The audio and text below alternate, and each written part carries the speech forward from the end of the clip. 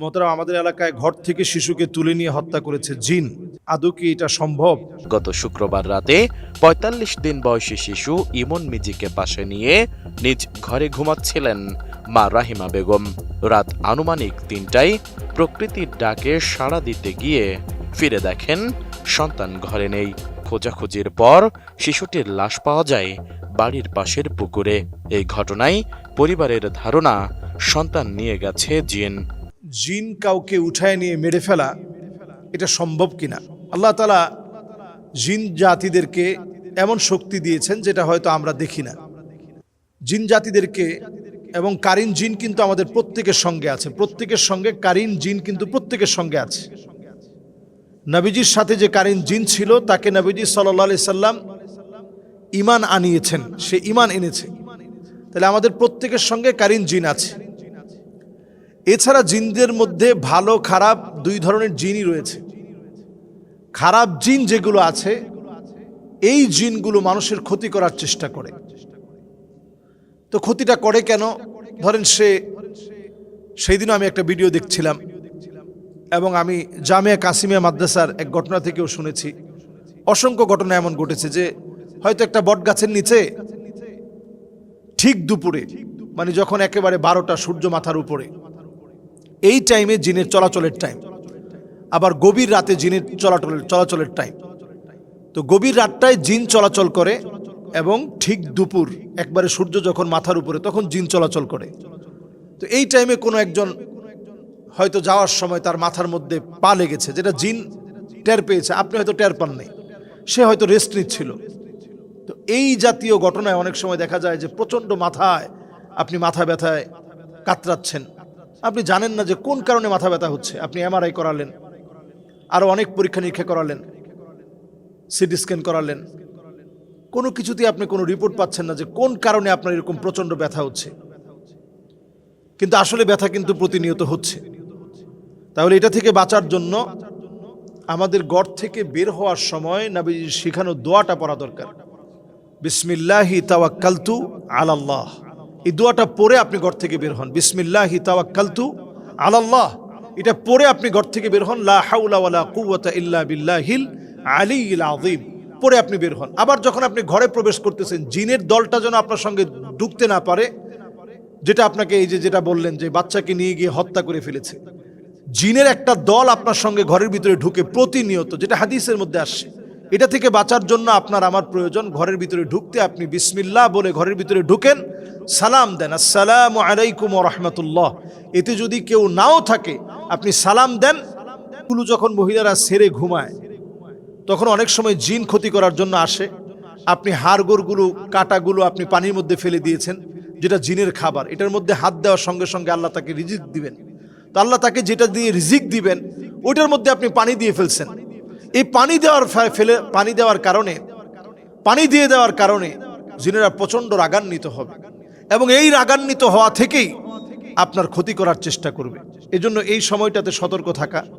হাড়, তারপরে মুরগির যেটা উচ্ছিষ্ট হাড়গুলো আছে, গরুর গোশত খাওয়ার পরে চর্বি অথবা হাড় অথবা মাছের কাটা, এগুলোর মধ্যে পানি দিবেন। এগুলো তাদের খাবার। যখন তারা হাত দেয় আল্লাহ তাআলা তাদেরকে রিজিক দান করেন। এজন্য এই খাবারগুলো নষ্ট না করা। আপনি যেই সময় ঘর থেকে বের হবেন দোয়া পড়ে বের হবেন, ঘরে ফিরবেন আপনি দোয়া পড়ে ঘরে ফিরবেন। এবং এই কাজটা জিনদের দ্বারা করা সম্ভব, কারণ তারা যখন মনে করবে যে তাদের সন্তানকে আপনি মেরে ফেলছেন, ধরুন বাচ্চাটা ঘুমাচ্ছে গাছের নিচে, সেই গাছের নিচে আপনি গেলেন, সেখানে তার মাথার মধ্যে পা পড়লো। ছোট বাচ্চা, জিনরা কিন্তু হায়াত পায় খুব লম্বা, তারা বালেগ হয় 300 বছর বয়সে, এবং তারা হায়াত পায় হাজার হাজার বছর, 3000 বছর, 2500 বছর, 2000 বছর জিনেরা হায়াত পায়। তো জিনদের হায়াতটা অনেক লম্বা। তো লম্বা হায়াতে তার আত্মীয় স্বজন সবাই যখন দেখবে যে তাদের একজন সদস্য মারা গেছে, আপনাকে মারার চেষ্টা করবে, ক্ষতি করার চেষ্টা করবে। এবং যারা আমরা প্রতিনিয়ত নিজেদেরকে জিনের বিভিন্ন ক্ষতি থেকে বাঁচাতে চাই, সূরা ইখলাস, সূরা ফালাক, সূরা নাসকে আমরা সঙ্গী বানায় নিব। ফজরের নামাজের পরে 3 বার, মাগরিবের নামাজের পরে 3 বার, অন্যান্য নামাজগুলোতে একবার করে পড়ব। ঘুমানোর আগে একবার করে পড়ব। আয়াতুল কুরসি আমরা তেলাওয়াত করব। হাদিসের মধ্যে আসছে, ফালা ইয়াজালা আলাইকা মিনাল্লাহি হাফিজ, আল্লাহ তাআলা আপনার জন্য জিম্মাদার হয়ে যাবে, আল্লাহ তাআলা আপনার জন্য জামিনদার হয়ে যাবে। গোটা রাত আপনি ঘুমাবেন, আল্লাহ তাআলা পাহারা দিবেন। আল্লাহ তাআলা আপনার জন্য জামিনদার হয়ে ফেরেশতাদেরকে নিযুক্ত করে দিবেন। আমরা এই আমলগুলো বেশি বেশি করার চেষ্টা করি। আল্লাহ তাআলা আমাদেরকে তৌফিক দান করুক। আসসালামু আলাইকুম ওয়া রাহমাতুল্লাহি ওয়া বারাকাতুহু। মোহতারাম, আমরা একটা ভিডিওতে দেখেছি যে মায়ের গায়ে সন্তান হাত তুলেছে এবং বিচার করা হচ্ছে। সেই বিচারের মধ্যে 20টা বেত্রাঘাত করার কথা থাকলেও মা সেখানে গিয়ে আগলে ধরেছে। আসলে মায়ের সাথে আমাদের আচরণ বিধিতে আরো নমনীয় হওয়া কত প্রয়োজন, এই বিষয়টি যদি একটু খুলে বলতেন।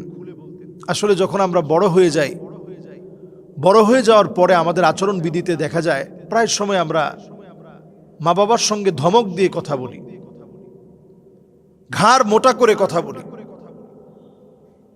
এমনকি আমরা অনেক সময় বলি যে তোমার কাছ থেকে আমি পেয়েছি কি। বাপকে যখন আপনি এই কথাটা বলেন, বাবার বদদোয়া দেওয়া লাগে না। বাবা শুধু মনে মনে যদি এই কথাটা ফিল করে যে কতদিন আমি রিকশায় উঠেছি, কিন্তু রিকশা থেকে একটু দূরে গিয়ে নেমে পড়েছি, বাড়ি পর্যন্ত যাই নাই, সন্তানের জন্য এই 10টা টাকা সঞ্চয় করে রাখবো বলে। কতদিন আমি বাড়ি হেঁটে হেঁটে আসছি, সন্তানের জন্য এই টাকাটা সঞ্চয় করা লাগবে বলে গা ঘেমে গিয়েছে, কিন্তু একটু আরামের জন্য অটোতে উঠি নাই, রিকশায় চড়ি নেই।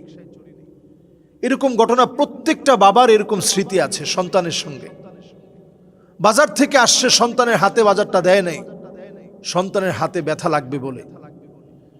সেই বাপ মা আপনার কাছে কেমন ব্যবহার পাও না? নবী করিম সাল্লাল্লাহু আলাইহি ওয়াসাল্লাম সেই ব্যবহার আমাদের জন্য ইনশিওর করেছেন। কোরআনুল কারীম আমাদেরকে সেই ব্যবহার জানিয়েছে।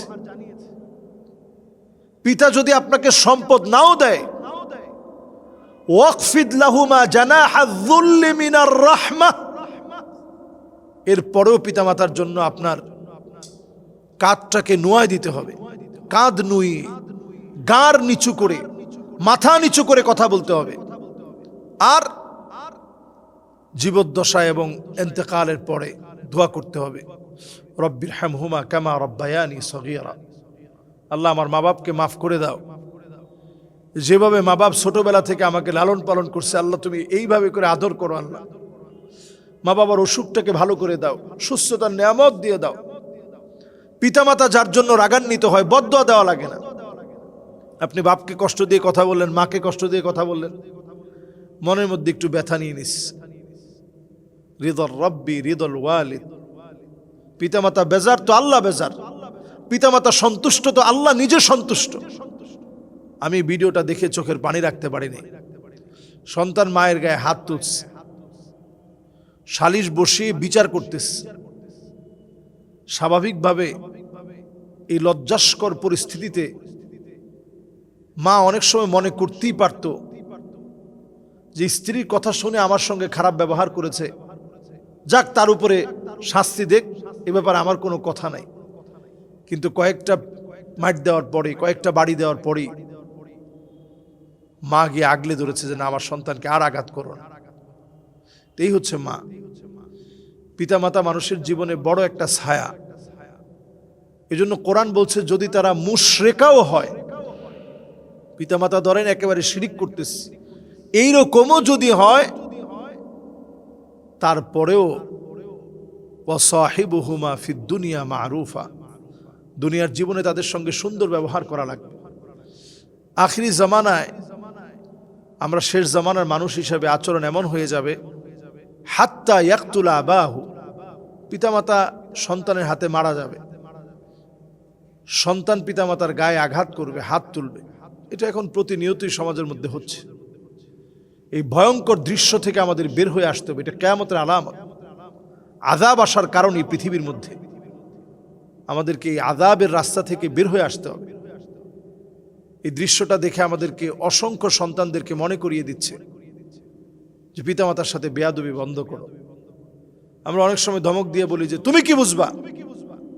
এই ধমকটা দেওয়ার আগে চিন্তা করেন আল্লাহ তাআলা আপনার উপর কি পরিমাণ রাগান্বিত। কদরের রাত্রিতেও আল্লাহ তাআলা আপনারে মাফ করে না যদি পিতামাতা আপনার উপর সন্তুষ্ট না হন।